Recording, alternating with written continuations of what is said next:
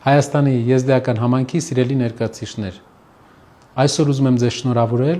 Սուրբ Նաբի, ինչպես դուք եք սիրում ասել, Խիդիր Նաբի տոնի կապակցությամբ եւ ցանկանում եմ, որպեսզի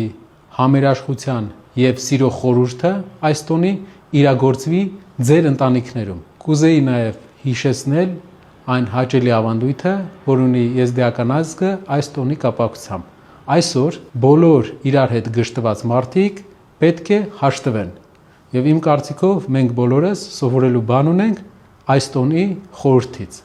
Նաև շատ հետաքրքիր զուգահեռ կա Սուրբ Նաբի եւ քրիստոնեական Սուրբ Սարգսի միջև։ Ինչպես գիտեք, այսօր եզդի ազգի չամոստացած ներկայացուցիչները երեկոյան ուտելու են աղի բլիթ ակնկալիքով, որ կտեսնեն իրենց ապագա ամուսիններին կամ կանանց։ Հայ ազգը առաքելական եկեղեցին 2 շաբաթ առաջ նշել է Սուրբ Սարգսի տոնը, որը ուներ նույն խորհուրդը։ Սա վկայում է մեր ժողովուրդների հազարամյա բարեկամության եւ հազարամյա ընդհանուր հայրենիքում ապրելու փաստի մասին։ Եվս մեկ անգամ շնորհավորում եմ եզդի ազգի մեր ներկայացուցիչներին եւ ցանկանում եմ, որ նրանք ապրեն ուժեղ